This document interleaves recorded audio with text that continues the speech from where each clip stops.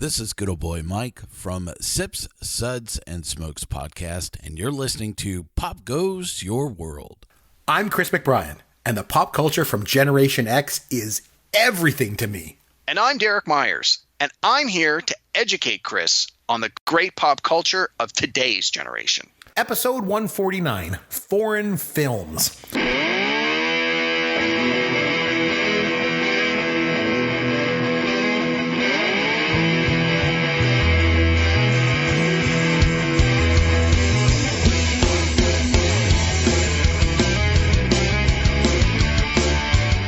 Hey, I'm Chris McBrien along with Derek Myers, and this is Pop Goes Your World, the pop culture podcast for the generations. And you'll find us on Twitter at CMcBrien for me and at Amaron_DM for Derek. And popgoesyourworld.com is our website with all of our contact information.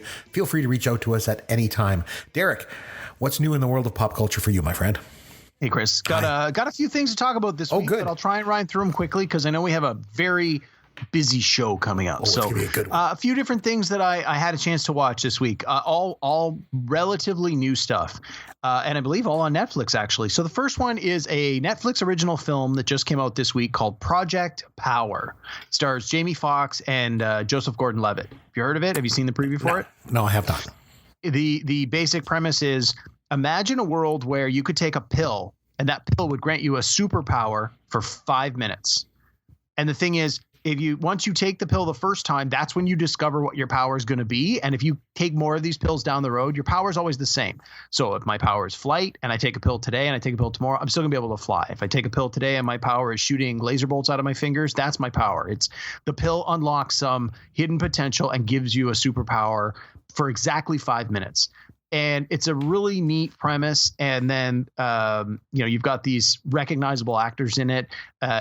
It's an action movie with a little bit of sort of the mystery element, because you're trying to find out like who's manufacturing these pills and who's making money and why is it good and why is it bad. And oh my God, people are being forced to do stuff against their will. And one guy's a cop and one guy's a military. So a lot of action, a lot of sequences coming together. It's pretty good. If you like superhero movies, I would say give it a chance. It's not going to win any Oscars, but it's probably a solid 7 out of 10. So that just dropped. Project Power is really good. Okay. Another one, the TV show Lucifer, also based on a comic book property, has been on Netflix. The last 2 seasons went to Netflix. So season 5 just dropped. It's 8 episodes. I binged it in like 2 days. I really liked it. I thought they took the show in a really good direction. Despite the fact that it's a police procedural style story, it really had some good story arc. So got to recommend that one. And the third thing I started watching is a documentary series on Netflix called High Score. And it's about the oh my video game God. industry. I started to watch that just last night. Yeah, so I've watched the first 2 episodes and it's been really good so far. So the idea is that it talks about like the video game industry and how it started and the ups and downs and who's making money and when they got sued and why they did what they did. And it's there have been a lot of other documentaries that have talked about various video game aspects. There was a 10-part documentary series a couple of years ago that was all about the rise and fall of Atari. And I remember talking about that on a podcast a while back when I watched that, and it was really, really good as well. So the first couple episodes of this new High Score documentary series touches on some of that. So I sort of knew a little bit of it already, but this is clearly moving towards like esports and the billions of dollars that are made through console games and online games. And I mean, they obviously start with Pong and Atari 2600 and that kind of stuff, but it's clear that over the course of the 6 episodes, they're going to move through that. So I highly recommend that. If people like documentaries, you like video games, you're curious about this subject matter, I think the episodes run about an hour each. There's 6 episodes. The last thing I want to touch on, Chris, and this is the one for you personally. Oh, nice. So I mentioned this before in the podcast. One of the other podcasts that I listen to is part of the Ringer Network, and it's a show called The Rewatchables. And yes, you've mentioned it. Yeah, it's Bill Simmons and a bunch of his crew from the ringer.com, and they pick a movie they love that they think is a movie you can watch over and over again, hence the title Rewatchable. And they gush over the movie for 90 minutes to 2 hours. And they have all these categories, and they talk about like half-ass internet research and recasting and just outright trivia, best scenes, best quotes, who was at their apex when they did this movie, all sorts of great categories. It's a fantastic podcast for movie people. They did one just this week on Caddyshack. Oh yes, one of our Chris, favorites. I know you and I have already had an opportunity not too long ago to watch Caddyshack and sort of just talk over it ourselves and stuff. But this podcast on Caddyshack, I thought, well, they're not going to tell me anything I don't already know. I learned so much about this movie that I didn't already know. I thought I knew everything about this movie, but it was fantastic. So if you're a fan of Caddyshack, which Chris, I know you are, You know I am. can't recommend this enough. I'll have to look into that, yeah. Rewatchables is the name of the podcast. It's on the Ringer Podcast Network. Bill Simmons is the host, and they talk about Caddyshack, the podcast. This episode runs almost 2 hours. And then I noticed that just today or yesterday, they did one on the 40-Year-Old Virgin, which I'm really looking forward to. They did one on the Will Smith, Martin Lawrence movie Bad Boys a couple of weeks ago, which was really good as well. Again, this Rewatchables podcast is quality. They really do their homework. And I love that they tend to pick movies that I know so well. I don't even have to go back and watch the movie before I listen to the podcast, which I find is half the fun. So in any case, that's what's going on in the world of pop culture. Lots of stuff for me this week. So anyway, Chris, what's going on in the world of pop culture for you? Before I get to my thing, I just want to comment on the Caddyshack thing, because before we ever did the podcast here together, you and I did a full-length feature commentary of Caddyshack one time, if you remember. Yes. That was just great. Yep. So yeah, we definitely love that one. Okay, so for my thing, I got a couple things. I'm just going to touch base on one. My kids, they like to watch a lot of streaming services. So that pretty much means I watch a lot of streaming services, as a result. I wanted to make an observation this week, if I could. When it comes to some of the shows from the 1970s, there's been people that have said that those shows were really weird and trippy. Some have even suggested that the creators of those shows may have been influenced by certain substances, you might say, when it came to putting those shows together. Namely, I'm thinking about shows like HR Puffin Stuff, Land of the Lost, and Sigmund and the Sea Monsters. I don't know that one, but I got it. From the name, I know where you're going with this. Yeah. They were all like, Sid and Marty Krofft, right? Yes. But I gotta say, some of the shows that are out now are just as trippy and just as likely to be created by people doing some serious drugs. So my case in point, my youngest son was watching a show. I think it was on Netflix, I'm pretty sure. And it's called Bread Barbershop. And it's about this piece of bread that has a mustache, and he runs a barbershop. And the people in the town are basically made up of donuts and cupcakes and other assorted pastries. And they come to the barbershop to get their quote unquote hair done. But really the barber just puts icing on them and then shapes it into different hairstyles. It is without a doubt the weirdest, trippiest I have ever seen in my entire life. So I just want to say, the next time that a millennial tells me that HR Puffin Stuff is trippy, I'm just going to direct them to Bread Barbershop, because it's way more influenced by drugs than anything that Sid and Marty Krofft ever did. All right. I don't think I've never heard of this show, but I kind of want to go and check it out after this podcast. Oh man, it is messed up. But anyway, just to lighten things up a little bit. Here's your dad joke of the week. Derek, why did the office worker nickname the printer Bob Marley? I have no idea. Because it was always jamming. Oh my God. Of course it was. Oh, jeez. Okay. Star Trek could always see into the future, couldn't they? What do you have that we can slap Star Trek logos onto? Shatner's hair. The toys that made us. The TJ Hooker hair. TJ Hooker. I can have auxiliary power back in a few minutes. Yeah, no, I really like it. Khan! Why don't I give you a quick scan to make sure you're okay? Kirk got around a little bit. Go. Do you need a tranquilizer? Oh my God. All right, so we've mentioned numerous times here on the podcast just how much you and I are film buffs. We're film nerds. We know that. And I gotta be honest, one of my favorite types of films are foreign films. And so how lucky am I to be able to spend an entire episode with you, not just talking about foreign films, but coming up with a top 5 list of my favorite foreign films of all time. Hold on. Let me stop you. Yeah. So I know we're going to have listeners that as soon as they heard you say foreign films, deleted the rest of the podcast. They're not interested in listening. So hopefully they haven't done that yet. I want to assure people that are listening to this episode that may not really be into foreign films, that this is not going to be just a film education podcast where we tell you these are the most influential and important foreign films ever. I mean, I'm sure there'll be a few of those on the list, but I have specifically made a point of trying to pick newer foreign films that certainly would not be on a film criticism appreciation of foreign films lecture. So I don't want this to sound like this is two hoity-toity guys that are putting their nose up and being all snooty about, we know foreign films. Oh my God, look at us. We're awesome. This is going to be a fun podcast. So I just want to preface that for people who haven't yet turned it off, but we're thinking about it. Please give this episode a chance. I think you'll be pleasantly surprised. Chris, back to you. Yeah, good point. And I'm a little surprised too. It's our 5th season of doing the show around here, and we're just now getting around to foreign films. Because like I love foreign films. And I just want to put things in perspective a bit from my take, because my take's a little different than yours. We've discussed in the past here that there's a difference between movies and films. Yes. And I think for the purpose of this week's topic, I'm going to be focusing mainly on films. So unlike what like you just said, I'll probably focus on more of the quote unquote textbook answers. But a lot of that just stems from the fact that I'm just a film buff and I really like foreign films a lot. And the funny thing is, if I were to make a list, the top 5 list of my all-time favorite films of all time, just films in general, I would guess that at least 3 of them would be foreign films from my list this week. Wow. When it comes to film, like as an art form, there are some incredible foreign films out there that just belong at the top of the list for me.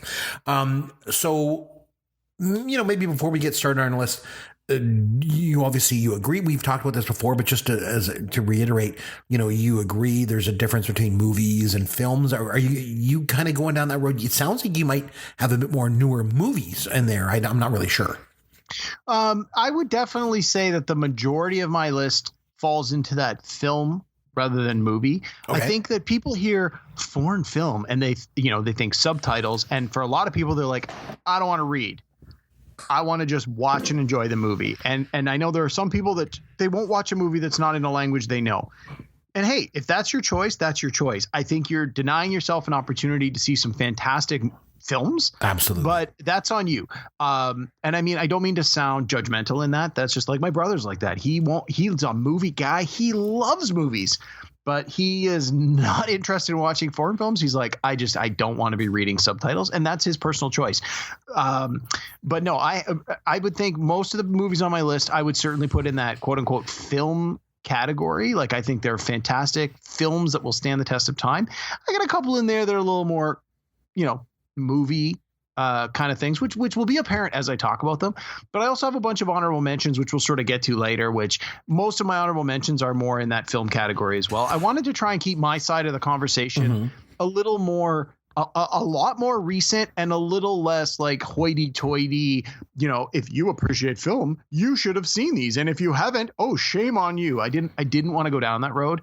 And I think that a lot of the ones on your list are going to sort of fall into that category where it's like, if you ask a film scholar, what are movies I absolutely have to see if I want to consider myself an actual movie buff? I suspect a lot of the movies on your list are going to be those kinds of movies. And hey, I suspect I've probably seen a lot of those. And we'll talk about it as we go through as well, because I took a lot of film appreciation when I was in school doing my communications degree. So, I'm not critical in the sense of judgmental if people haven't seen it or are not interested. But I think sometimes you really need to give people that push and that strong recommendation of no. This movie might be 10 or 20 or 30 or 40 years old and from a foreign country and in black and white and be subtitled. But believe me, you will get something positive out of this, and you really need to give it the 2 hours. I'm just wondering, should I mention some of my honorable mentions up front before I get into the list, or how do you want to do that? Well, I'm worried that we may step on each other's honorable mentions on our list. So what I'd like to do, and we do this often, either we'll do the honorable mentions up front, which I don't think we should do in this case, or let's go down to number 2, and before we reveal our number 1s, we'll do our honorable mentions. Okay, that sounds good. Okay. So why don't you kick us off with your number 5 foreign film of all time, Derek? Okay. What have you got? Okay, so again, just to be clear on this, we're talking, it's more foreign language film, right? So that was the rules you and I had established is it's because that's how the Oscars now do it, I think, as well. It's got to be a foreign language film. So basically a movie that's not in English, or at least the majority of the movie's not in English. So with that in mind, my first one's kind of a little bit of a cheat, but my 4 through 1 absolutely meet the category. So my number 5 is actually a movie from Canada.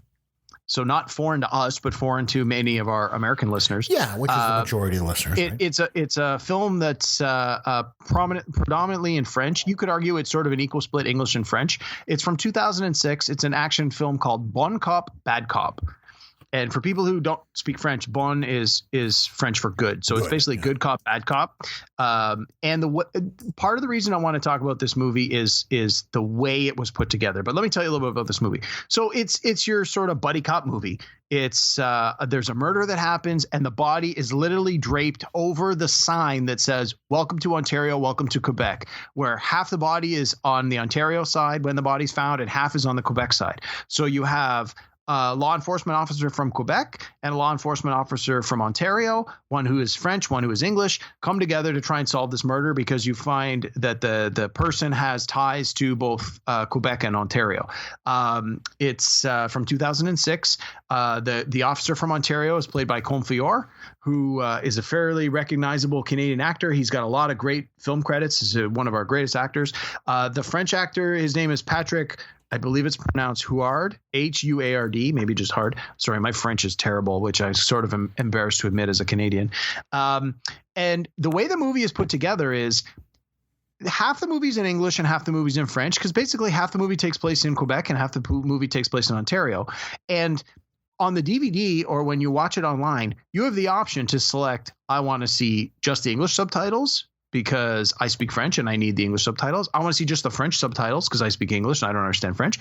I want to see subtitles for all the words because maybe I'm not sure about either of them. Or I don't want to see any subtitles because I'm fluent in both languages. So it was a clever way for the market, and the marketing of the movie was sort of done that way as well, where they're like, whether you speak English or French or neither or both, the movie is designed in such a way and the options are there that anyone can enjoy it. And it's a murder mystery. It takes place, if I remember correctly, because it's been a while since I've seen it, in the world of hockey. Because, of course, it's a Canadian movie, and it's like, I think it's like an old coach is killed and an old referee is killed, and it's someone who's killing hockey celebrities. And you have a very good guest appearance from Rick Mercer. Again, if you're Canadian, you probably know Rick Mercer. He's a personality on the CBC. He does a lot of satirical kind of commentary. He plays like the sort of Don Cherry kind of hockey announcer, Ron McLean, the guy who's the head of the Hockey Night in Canada thing. So, but it's this clever movie where all the main characters are bilingual, so you can have them speaking English and French, but it's an action movie with some murder mystery. There's a lot of humor in it. I would strongly recommend this movie. If you're Canadian, you absolutely have to watch this. If you're not Canadian, but you just want a good, fun film with a little bit of Ontario, Quebec sort of splashed in there, this is really good. I really enjoyed it. Bon Cop, Bad Cop's my number 5. Nice. That's a pretty good one. And it's Canadian too, which is why I like it is that Canadian. One. So not foreign, but foreign language in the sense that if you don't speak French, it's foreign language to you. So unfortunately, I got to start out with a little bit of a textbook one here. Akira Kurosawa. He directed some of the best films ever made. I mean, Ron and Seven Samurai, two of his greatest works. However, for me, it's his 1950 film Rashomon that stands above the rest of his work, at least in my opinion. Yep, Dude, Derek, this film is so good. It is. And the thing is, like any great piece of art, it influences any other art that follows it. And that is absolutely the case with Rashomon. So basically, every courtroom drama, every whodunit, every film that shows multiple perspectives, they all owe a tip of the cap to Rashomon. The story revolves around the death of a samurai and the rape of his wife. And the story is told through different perspectives by different witnesses, all of whom tell a different story. And the thing is, a lesser storyteller would focus on searching for the truth.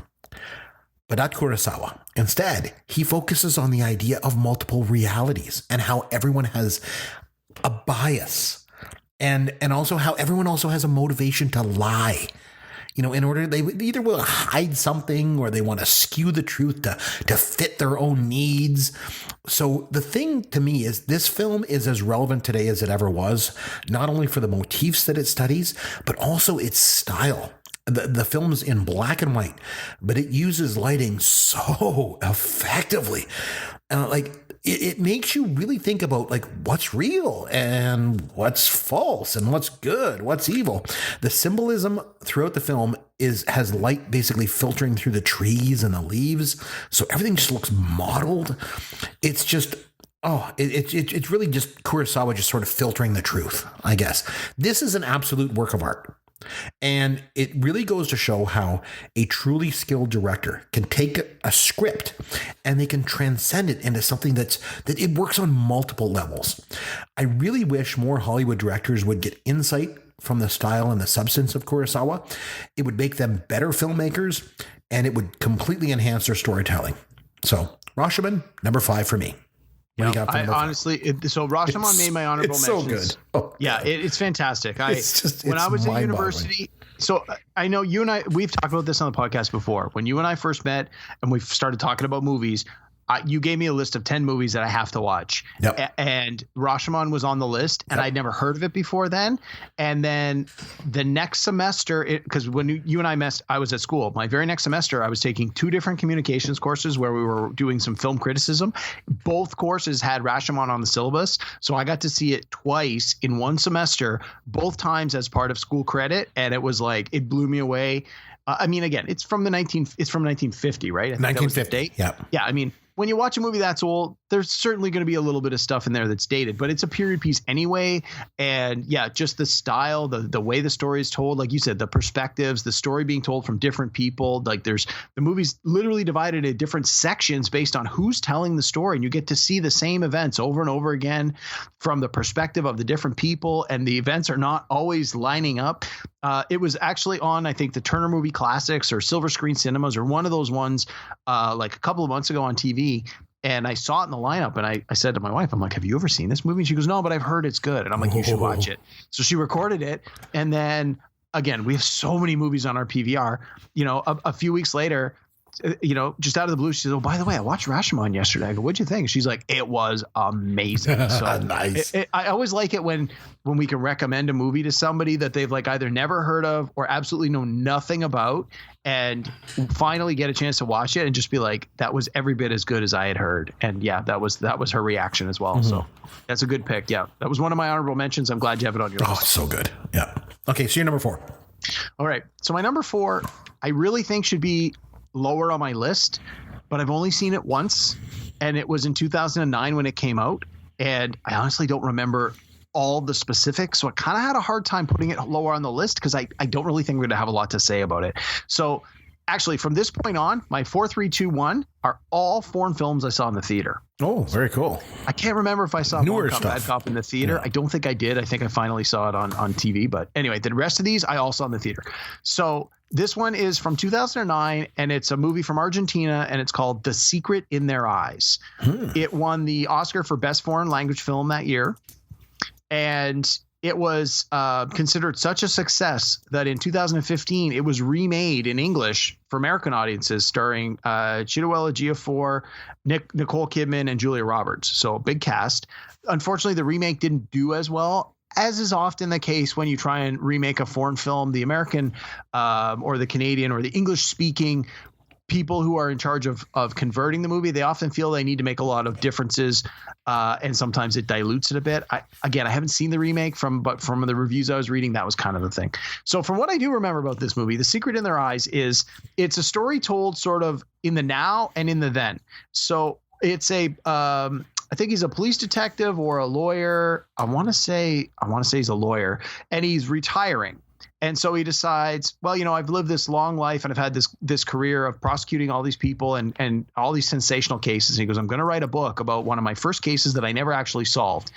And so he reaches out to people that he worked on the case with. And there was like a lady who was the police. I think she was the police officer in charge, the detective, but now she's like the commissioner and she's recently retired. She's about to retire. And it's clear that there's like a love past between these two. Like maybe they hooked up, maybe they didn't, but there's clearly something was going on between them. And so as he starts to write this book and he starts to dig up all these details, he starts to get new ideas about the case because it was never solved. And then you get the flashbacks of those same characters as younger people, sort of in the moment of them investigating the case when it was fresh. And so you have this sort of back and forth story. And by the end of the movie, they solve it, or they believe they've solved it, if I remember correctly. And again, it's an interesting and very satisfying ending because you have this sort of unsolved case at the beginning that you're like, geez, like this is really haunting all of them. And with many years of perspective, once they go back and they start to relook at the information and they have new technology, they start to learn new details that the perspective provides. And it was fantastic. Like I said, it won the Oscar for Best Foreign Language Film that year. It was great. It's called The Secret in Their Eyes. It is subtitled. It's from Argentina, but I would strongly recommend it. And personally, after I put it on my list, I kind of feel now that I got to go and watch the English language version just to see how it holds up. But if you're thinking about that and you haven't seen either version, as per always, I would check out the original first. Anyway, that's my number 4. Very cool. Like I say, you're definitely doing more newer ones. Mine are much older. This film, my next film, number 4, is 100 years old. So the thing is, film is such an expressionistic medium when it's used correctly. And I'm always a big fan. I've mentioned before, I'm a big fan of like trailblazers and early works that sort of set the standard and influence, works that follow them. There might not be a more expressionistic film ever made than Robert Wiene's 1920 masterpiece, The Cabinet of Dr. Caligari. And the thing is, not only is it a foreign film, and I don't know if this breaks the rules a little bit, but I'm going to do it twice tonight. It's not in a different language because it's a silent film. Okay. And the thing is, as a silent film, it has to utilize the art form of film to even greater effect if it wants to tell its story properly. And let me tell you, boy, does The Cabinet of Dr. Caligari ever deliver. I mentioned the term expressionistic because this film is the best of the expressionistic films. It was a style that came out of Germany, basically back when filmmaking sort of was in its infancy. And it was all about these crooked angles and disproportionate sets. Nosferatu was another good one, but this one is the best film to come out of that movement. It influenced Hitchcock. He used expressionism throughout his career. And the thing is, this film has also been seen by a lot of people to be an example of German society at the time. And like I've said over and over again on this podcast, great films always reflect the times in which they're set. And so in this movie, basically, there's a sleepwalker and his name's Cesar, and they refer to him as a somnambulist. And he basically is a metaphor for German citizens that mindlessly succumb to the will of a tyrant. Right. And the film is full of sharp angles and these uneven sets and these bizarre backdrops. The whole thing comes off like it's just a nightmare. And then we find out that the story takes place inside the mind of this deranged guy. So it has a twist ending. And like I said, sorry, did you just ruin the twist ending for us? Well, if you haven't seen the Cabinet of Dr. Caligari after 100 years, I'm probably not spoiling anything. Honestly, I never even heard of it before you just mentioned it. Oh anyway, go on. God, it is so, you need to watch this. It's such an influential film. And so you could argue, and I think you could rightly argue, that it is the single greatest influence on the horror movie genre. I know you don't really like horror movies that much, but this film is probably the number one influence on horror films. And I mentioned before, film can be used as an art form. That's definitely the case here. The Cabinet of Dr. Caligari from 1920, number 4 on my list of foreign films. On to your number 3. All right. Honestly, I never heard of it before. Oh, God, No, that's so a lie. good. I think you brought it up on a previous podcast in the trivia at one point, and I'm like, I have no idea what you're talking about. Seriously, you would watch it and just like, wowzers. Like it'll blow you away, man. All right. Well, yeah, I'll watch a few of the ones on your list I've never seen, as long as you try and watch a few of the ones on my list that you've never seen. I will. All right. So this one, my 1, 2, 3 picks, honestly, all week I've been sort of shuffling them. Okay. The only one that was consistent was I felt my number 2 needed to stay my number 2, but the 1 and 3 I kept sort of flip flopping. So my number 3 pick is a fantastic movie that very well could have been my number 1 pick. It's from 2007 and it's called The Counterfeiters. I never even heard of it. No. Okay. It's from Austria. Okay. Just like the previous movie I mentioned, it won the Oscar for the best foreign language film that year. And so the premise with this one is it takes place in and around World War II. And it basically features a character who is like a master counterfeiter of currency. Okay. And it shows him at the beginning, like he's living the high life, and he's clearly using his forged money to supplement his nefarious lifestyle. You see him like partying and drinking and at casinos. Like he's clearly good at his job, and he probably has like all sorts of criminal contacts and stuff. And it's like you see him like living it up. But he's a Jew, and in World War II, in Germany and Austria, like eventually they capture him and they send him to a concentration camp. And like everybody else, you just become a number. Doesn't matter what you were before. You're classified as a Jew. You're given a number. You go to these camps. And so you sort of at the beginning see him living this very posh lifestyle, despite the fact that he's a criminal. And then he's immediately thrust in with everybody else. And then when he's about to be sent for execution, one of the guards recognizes him as a criminal who is a counterfeiter, and they basically give him this chance, and they say, okay, we're going to send you to this other place instead. And of course he realizes he's not going to get executed, so he's like, yeah, I'll go wherever you want me to go. And they're like, we want you to help the Nazi war machine forge British pounds and American dollars. And what we're going to do is flood those markets with this foreign currency to devalue their dollar, which will help our war effort. And at first the guy's like, if this means I'm not going to be executed, I'll do whatever you want me to do. But then he starts to sort of have the moral compass comes into play, where they basically say to him, you're in a concentration camp. There's no doubt about that. But because you are important to us, we're going to give you privilege. We're going to give you stuff. We're going to give, you're not going to suffer like everybody else because you have a skill that we need, and you're going to help the bigger picture. And so it's this combination of like the guy wants to demonstrate that he's as good as they think he is, because if these foreign bills don't pass muster, we're going to kill you. And so it's this idea of self-preservation versus do the right thing.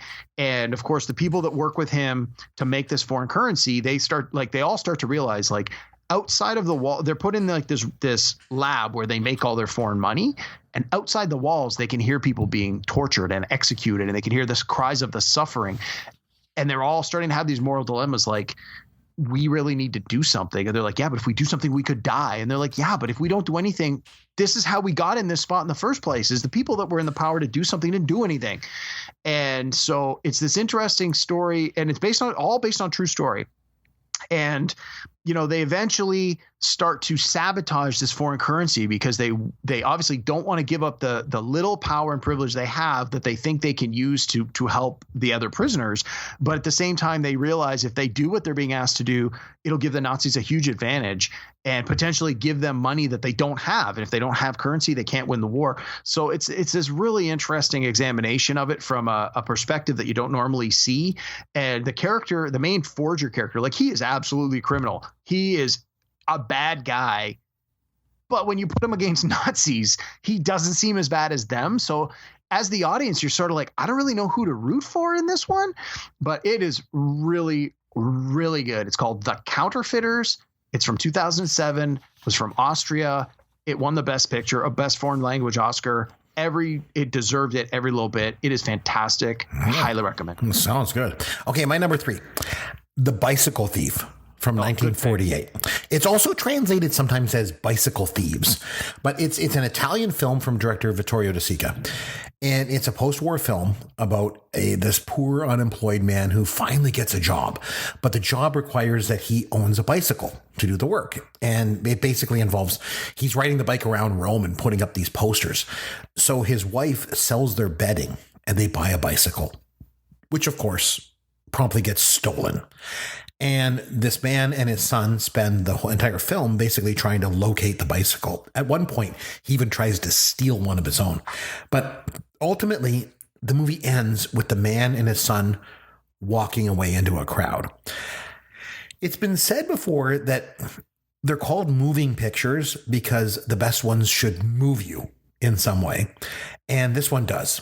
And it's part of the Italian neo-realism movement in film. It came about after World War II, which usually features poor people.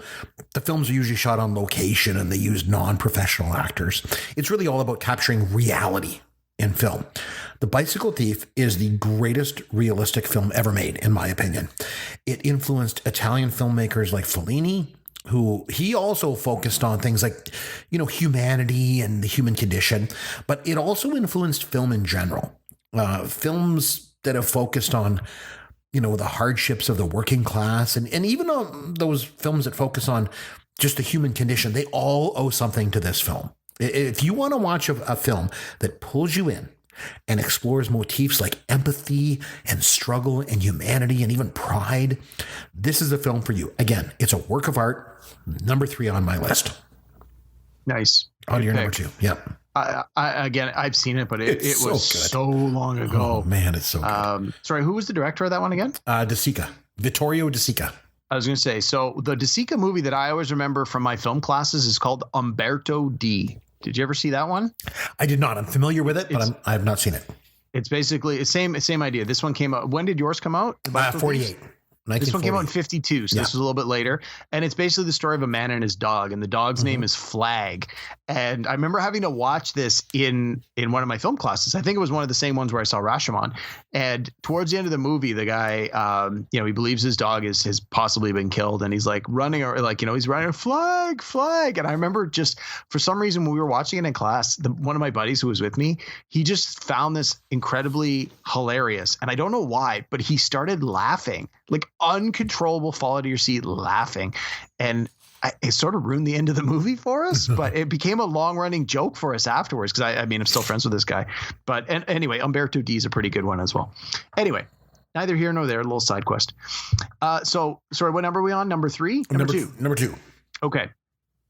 So my number 2, I felt I couldn't put it as number 1 because it almost seemed a little too textbooky, but it definitely need to make my list since my list was all modern movies. So my number 2 is Life is Beautiful from 1997. Roberto Benigni's from Italy. It was nominated for 7 Oscars, including Best Picture, Best Director, Best Writing. It won 3 Oscars for Best Foreign Language Film, Best Original Dramatic Score, and Best Actor in a Leading Role with Roberto Benigni himself. Chris, have you seen this movie?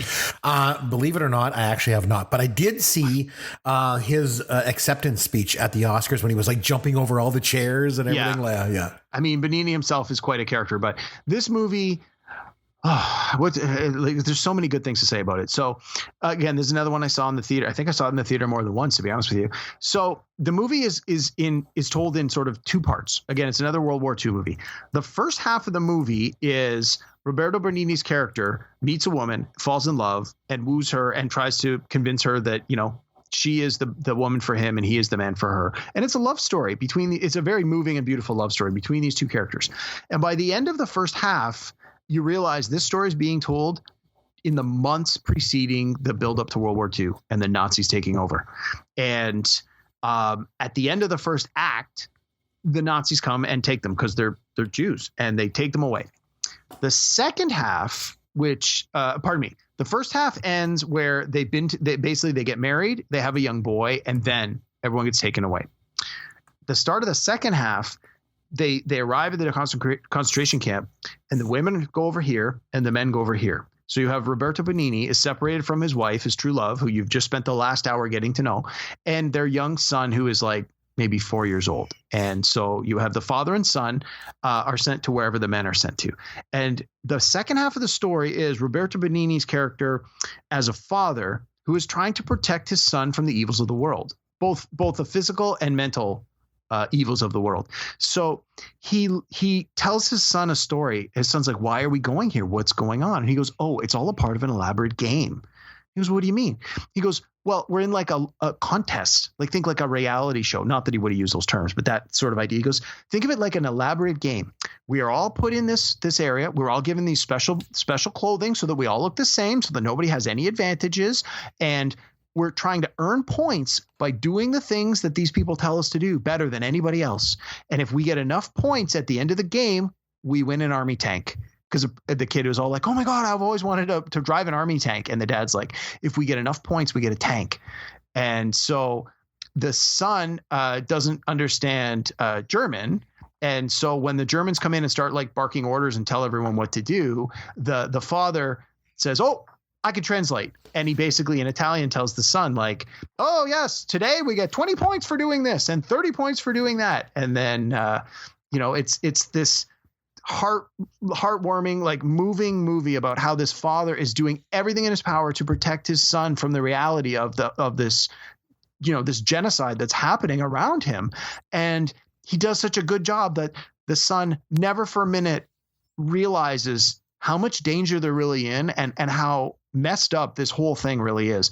And I mean, it's a little bit of a spoiler, but towards the end of the movie, the father literally willingly marches to his death in order for his son to believe that they have won this game and to protect his son. And it's like, if you don't cry at the end of this movie, like I'm getting choked up now just thinking about it.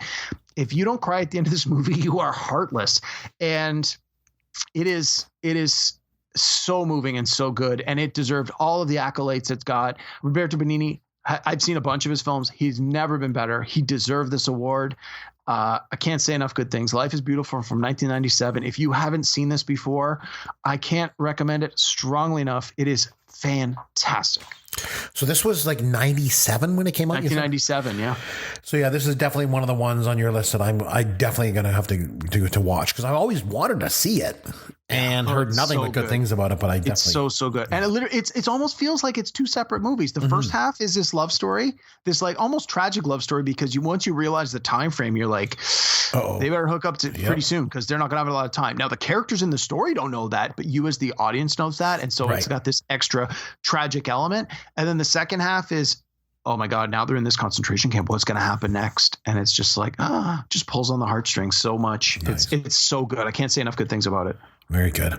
Like I said, they're called moving pictures for a reason, right? This will move you. If this doesn't move you, you don't have a movie. you don't have a heart. God. I'm literally getting like choked up just thinking about the movie. I'm gonna have to go back and watch. It's been a while. Oh yeah, I've got to see it too. So good. So I've done a lot of talking about film as art so far. And that's not going to change for my top two films. So my number two is probably one of the most visually important films ever made. I'd definitely be in the top two, Citizen Kane would be up there, but also would be this one. And this one might even be the single most influential film in history.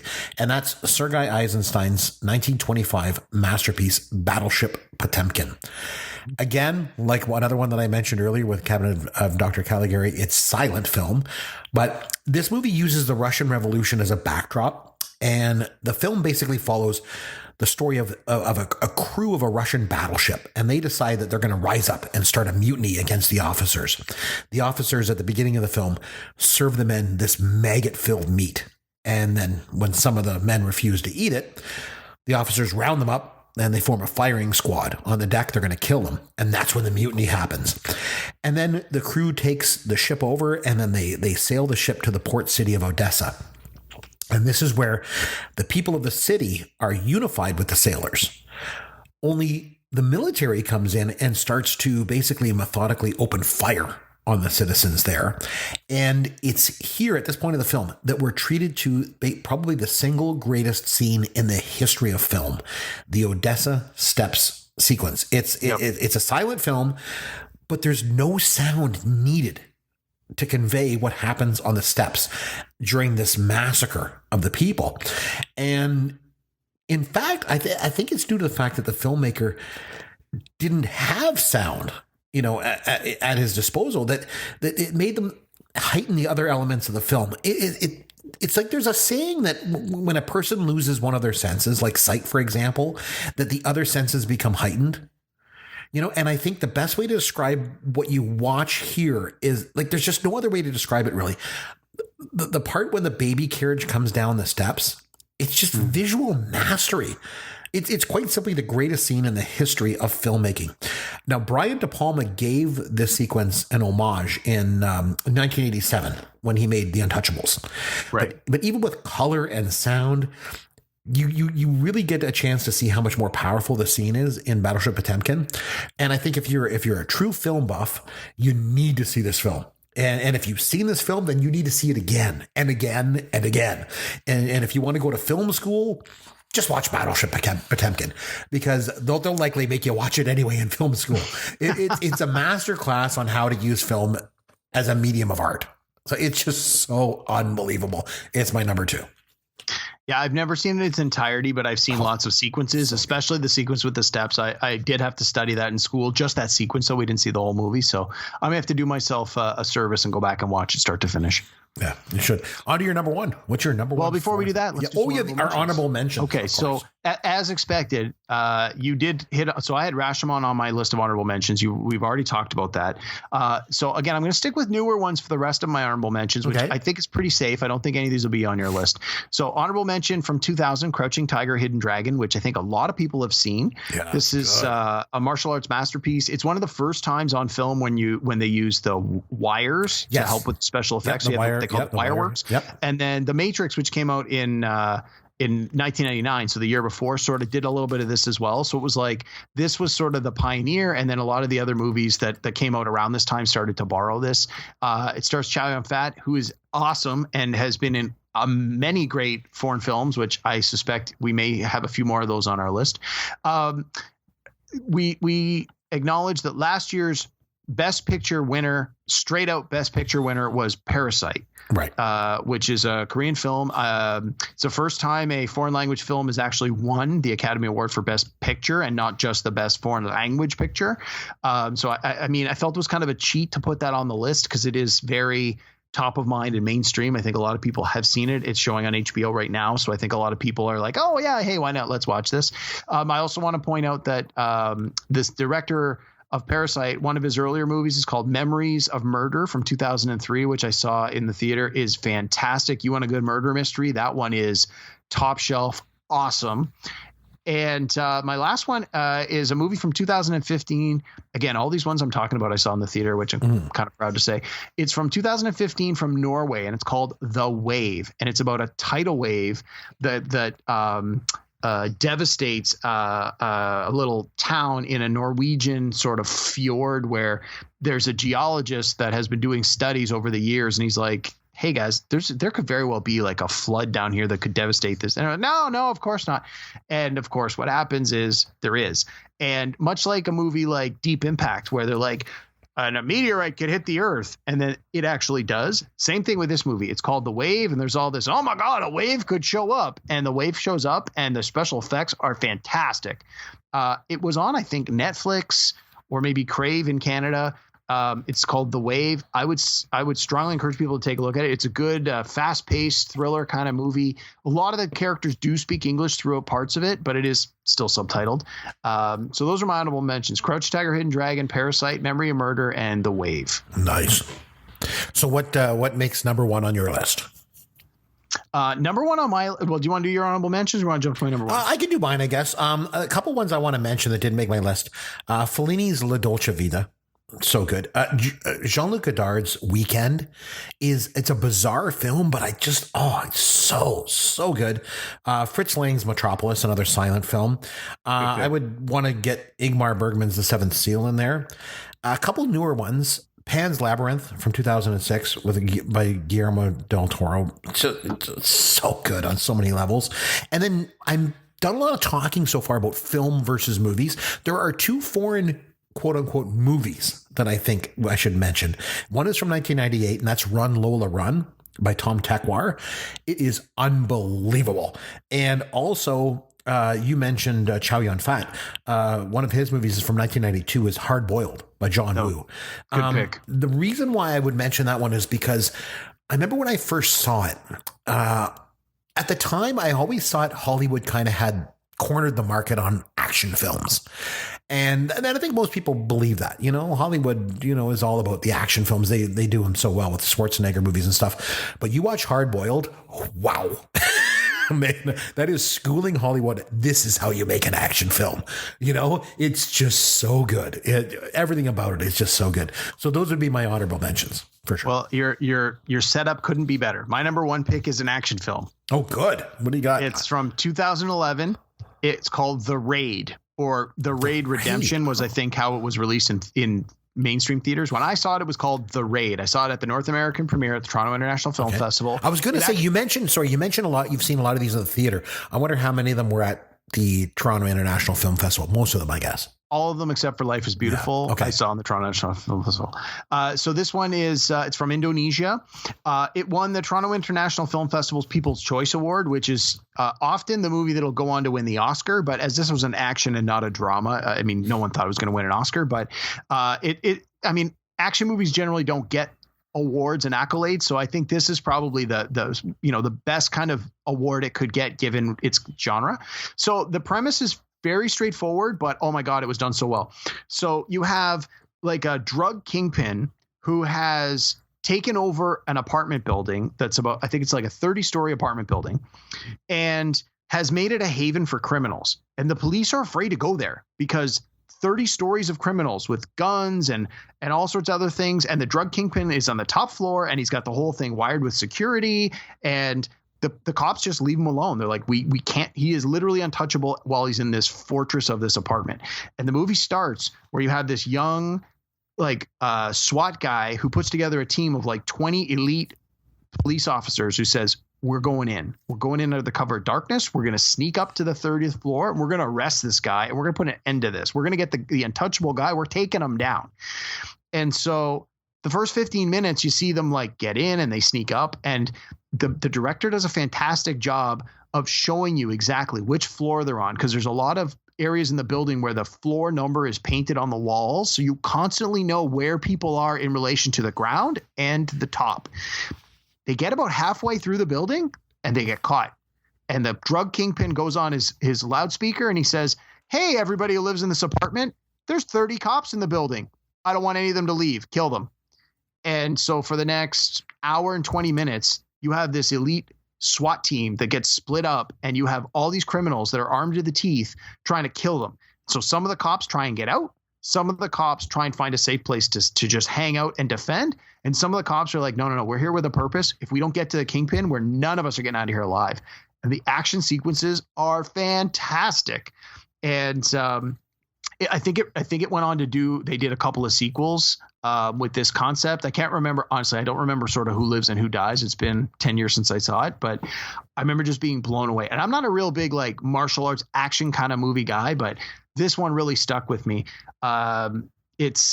It was, I read some reviews on it this week while I was doing the homework, and they were saying like it was groundbreaking. These characters in this movie use a style of martial arts that hadn't previously been showcased on film before.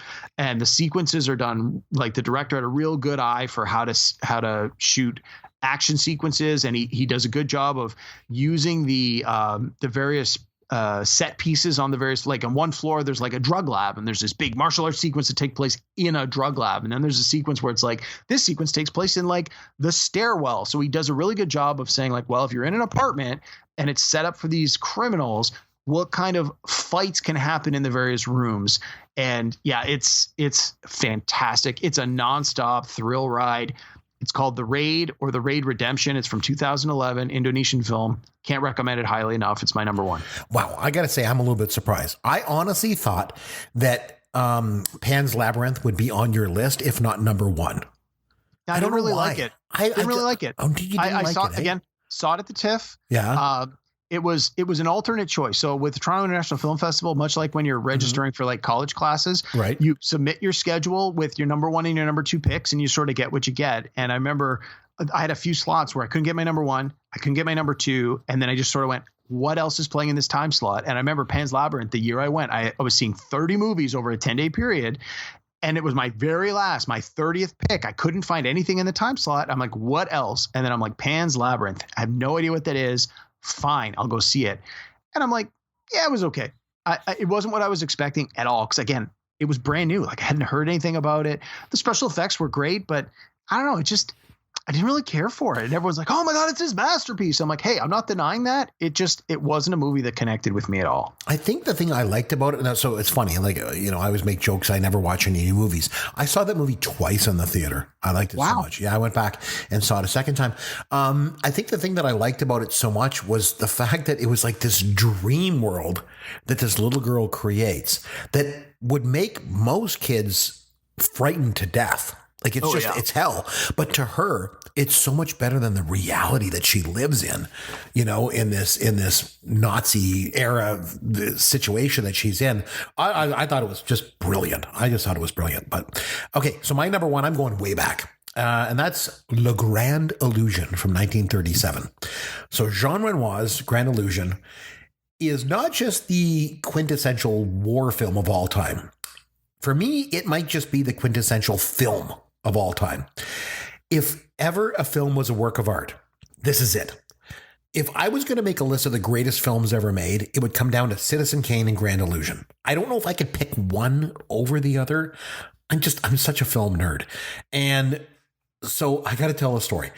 So when my wife was pregnant with our first child, I remember that day so well. She ate lunch and then she was really, really tired. And she's like, oh, I just need to lay down and go to sleep. So she fell asleep on the couch and I decided to watch a movie.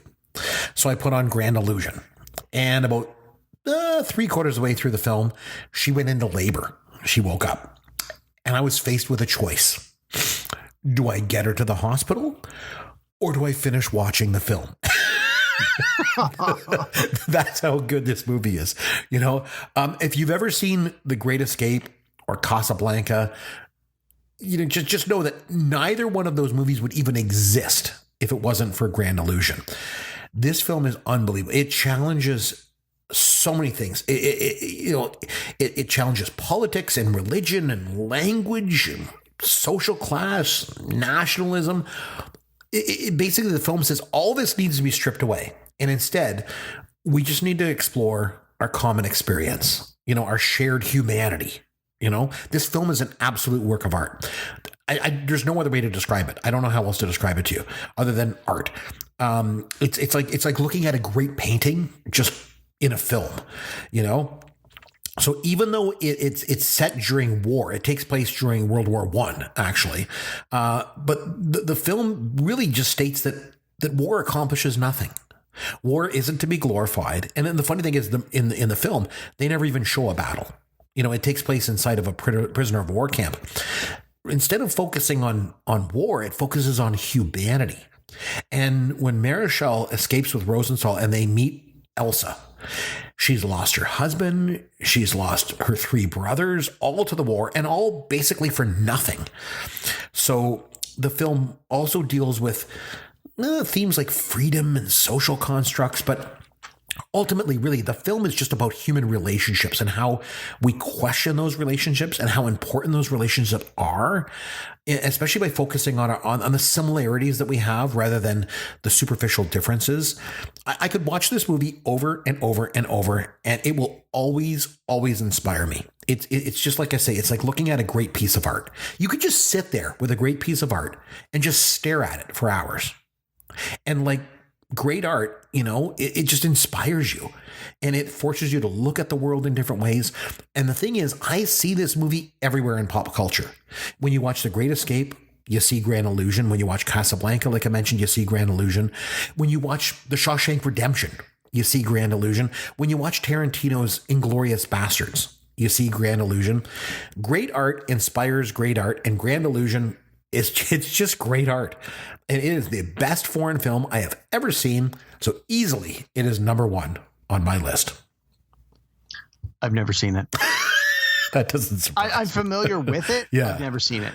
Well, at least with Battleship Potemkin, I've never seen it in its entirety, but I've seen sequences. This one, I've never seen it. I don't even think I've seen a minute of it. I would be very interested to have you watch it and see if you think if it's as good as me. I don't know. To me, it's like one of those things that you just can't explain. Like I can't explain.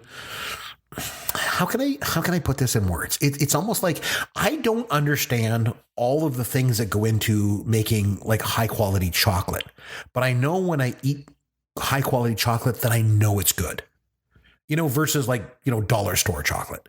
Sure. And I don't necessarily understand all of the things that go into great art, but I know great art when I see it. And this is great art. It's just so good. It's I don't know. It's like watching the Mona Lisa for 2 hours. It's just unbelievable. God, I love this. Well, I kind of feel like your list and my list were like, you know, here's the university list and then here's the stoner list. It's like My list just doesn't seem to be anywhere near to the caliber of yours. I don't know. But the thing is, too, like, I'm a foreign film lover. Like, I love foreign film. Like I say, I can't believe it's taken us 5 seasons of doing this podcast to finally talk about foreign film. And also, you know, like, as you always accuse me, I sometimes give a lot of the textbook answers, and I certainly did tonight. But yeah, I think this is a topic that lends itself to that. It I does. think honestly, since I've stepped in to Yancey's shadow for this show, this to me feels more like a Yancey Chris podcast than any of the other top fives. Because usually you and I, you know, we're not that different in our age. Like there's not that many years between us. But this is one where I kind of felt that we were really going to be very, very different lists, and I think that we definitely were. So I mean, yours were definitely textbook picks, and the ones that I haven't seen, I certainly have intentions of seeing. I hope you try to watch at least 1 or 2 on my list, because I think you would like them, knowing how much you like foreign films. Yeah, I was going to say it'll challenge both of us to look at each other's lists and maybe watch some of them. But anyway, on that note, let's have some Fun with Caveman. Okay, so Derek, you know, we often think of the Academy Awards as being strictly for Hollywood films. And that's certainly the case for the majority of nominees. But however, there's been numerous examples where foreign films have been nominated for Oscars. So tonight, I'm going to see how many you can name. Okay? Oh, okay. So here's what I'm going to do. I'm going to name the Oscar category, the year, and the synopsis of the film. All you have to do is name the film. Just keep in mind, all the correct answers are foreign films. Okay. Are they the winners, or they were just the nominees in that category? Just they were nominated in that category. Okay. Fire away. So we're going to start with Best Picture. Okay. Let's start with an easy one. Best Picture 2018. The synopsis: a year in the life of a middle-class family's maid in Mexico City in the early 1970s. Yep. The answer is Roma. Very good. See, you can do this. It was fantastic. It's available. It was a Netflix film. It's probably still on Netflix. If you haven't seen it, you should. You want to talk about art? It's an exceptionally good artistic film. Okay, so Best Picture 2000. A young Chinese warrior steals a sword from a famed swordsman and then escapes into a world of romantic adventure with a mysterious man in the frontier of the nation. Was that Crouching Tiger, Hidden Dragon? It was. See, you've got this. Like we already mentioned that one tonight. Yeah, there you go. Okay, Best Picture 1937. During World War I, 2 French soldiers are captured and imprisoned in a German POW camp. Several escape attempts follow until they are eventually sent to a seemingly inescapable fortress. Isn't that the one you just talked about, Le Grand Illusion? It is. See? I was listening. I was just on my phone while you were talking. There you go. Okay, documentary feature 2005. In the Antarctic, every March since the beginning of time, the quest begins to find the perfect mate and start a family. Yeah, that was March of the Penguins. Yes. Is that a foreign film, really? Yep, it was a French film, and it actually won. It was a winner. So yeah. Okay, documentary feature from 1999. Aging Cuban musicians whose talents had been virtually forgotten following Castro's takeover of Cuba are brought out of retirement by Ry Cooder, who traveled to Havana in order to bring the musicians together, resulting in triumphant performances of extraordinary music and resurrecting the musicians' careers. Was that the Buena Vista Social Club? It was the Buena Vista Social Club. Yes. Nice. I'm impressed I remembered that. All right. Documentary feature, 1971. Oh, boy. An in-depth exploration of the various reactions by the French people to the Vichy government's acceptance of Nazi invasion. It doesn't sound familiar. I have no idea. It's The Sorrow and the Pity. If you say it is, I believe. I had to mention. Never heard of it. I had to mention it because this is one that Woody Allen kept bringing up in Annie Hall. One of my favorite movies. Oh, so it's been so long since I saw Annie Hall. Okay, animated feature film. Okay, I like where this is going. 2002, the first year of this award category. During her family's move to the suburbs, a sullen 10-year-old girl wanders into the world ruled by gods, witches, and spirits, and where humans are changed into beasts. Wow. It also won the very first animated feature film Oscar. Was this My Neighbor Totoro? It was Spirited Away. Oh, I think it's in that same vein. I mean, All right, animated feature film from 2003. When her grandson is kidnapped during the Tour de France, Madame Souza and her beloved pooch Bruno team up with the Belleville sisters, an aged song and dance team from the days of Fred Astaire, to rescue him. well, I think you sort of gave it away. Is it the Triplets of Belleville? It is the Triplets of Belleville. Yes, congratulations. Never seen it, but I know of it. Yeah, you know of it. Okay, animated feature film. Again, right in your wheelhouse. A lot From of cartoons here. Yeah, okay. What's that? A lot of cartoons here. This is good. Yeah, you like it. From 2007, animated feature film. A precocious and outspoken Iranian girl grows up during the Islamic Revolution. Wow. It's based on a graphic novel. Yeah, this sounds very, very familiar. Is it, man, I hope I don't get this wrong. Is this the boy in the striped pajamas? No, it's Persepolis. Persepolis. Okay. Yeah. Okay, art direction, 2001. An innocent and naive girl in Paris has her own sense of justice. She decides to help those around her and along the way discovers love. That doesn't sound familiar at all. I have no idea. Amelie. No, never seen it. Okay, art direction. I'm going back to 1961. Oh boy. Okay. These are going to get harder and harder, obviously. No, they haven't been hard already? Okay, go on. No, you've done pretty good. A series of stories follows a week in the life of a philandering paparazzo journalist living in Rome. Is that 8.5? Oh, it's called, it's La Dolce Vita. Oh, All right, cinematography. This one you got. 1982, cinematography. The claustrophobic world of a World War II German U-boat. Boredom, filth, and sheer terror. is it Das Boot? It is Das Boot. Congratulations. Never seen it. Oh, it's so I've heard it's outstanding. good. A lot of people have given so me good. crap for that over the years. How have you never seen that? Yeah, it was close to making this list for me. Okay, costume design, 1956. Oh, boy. A poor village under attack by bandits recruits 7 unemployed samurai to help them defend themselves. Well, I got to think that's Seven Samurai, Very good. Yes. which was remade recently as like a Western with Denzel Washington and Chris Pratt and Ethan Hawke. Oh, why bother? It was not great. It was okay. It wasn't great. Why bother even doing that? I don't know. Anyhow, next question. All right. Costume design, 1982. 2 young Swedish children experience the many comedies and tragedies of their family, the Ekdals. Wow. That doesn't sound familiar at all. I have no idea. You got to be a big foreign film fan to know Bergman's Fanny and Alexander. Oh, I've actually seen Fanny and Alexander. Oh, yeah. We had to do a whole unit on them. Wild Strawberries and Fanny and Alexander. Yeah, there's a bunch of them. The next 2 I think you might get. Okay, so best director. Okay.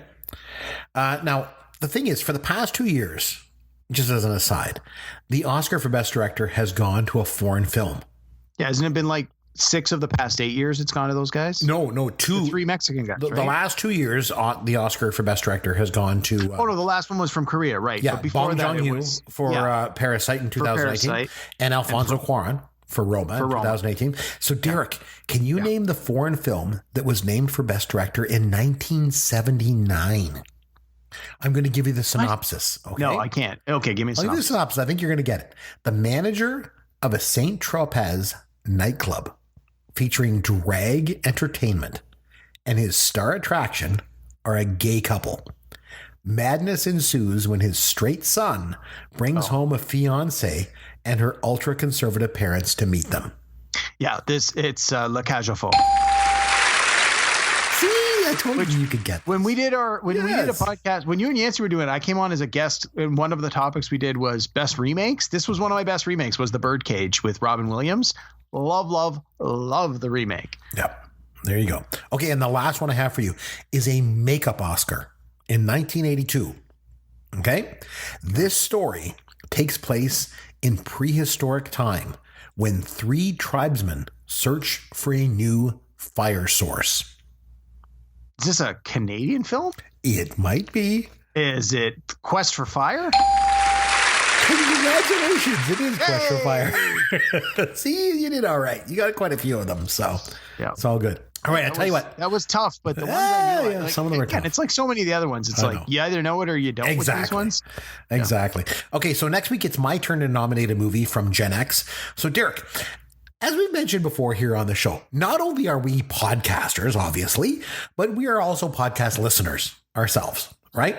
Yep. And as you know, I'm also a huge baseball fan.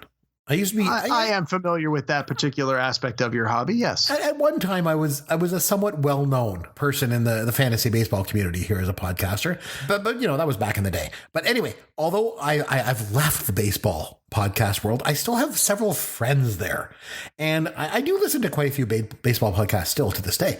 And one of the very best ones I listen to is the Dingers podcast, and I got to talking to Robert Rose. He's known best on Twitter as Robbie Rose, at Robbie Rose 1 on Twitter. And so he asked me about the movie The Mighty Ducks, and he wanted to know my opinion of the movie since it's his all-time favorite film. Well, guess what? I've never seen it. Now keep in mind, it came out in 1992, which is beyond my cutoff of 1989. For movies. Yeah, but you have young kids, and that's a pretty good kids movie. Yeah. And being that we live in Canada and it's about hockey, I'm a little surprised that your children haven't asked to watch it, or you haven't actually thought to watch it with them. But so what I did was I invited Robbie to come on the podcast, and he's going to join us next week as we review the 1992 Emilio Estevez film, The Mighty Ducks. Keep in mind, I've never seen this. So are you up for the challenge, Derek?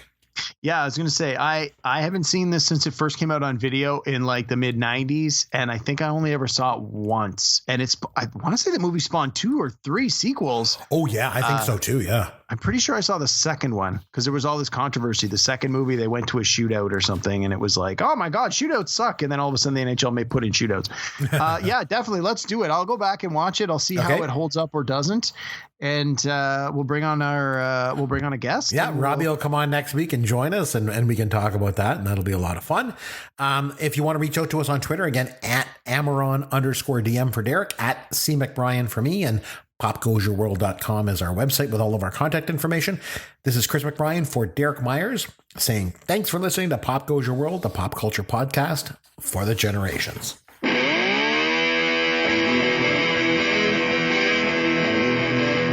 Thanks for listening to Pop Goes Your World. You can contact Chris and Derek at popgoesyourworld.com. Please take a minute and review the podcast on iTunes or wherever you download and listen to the show.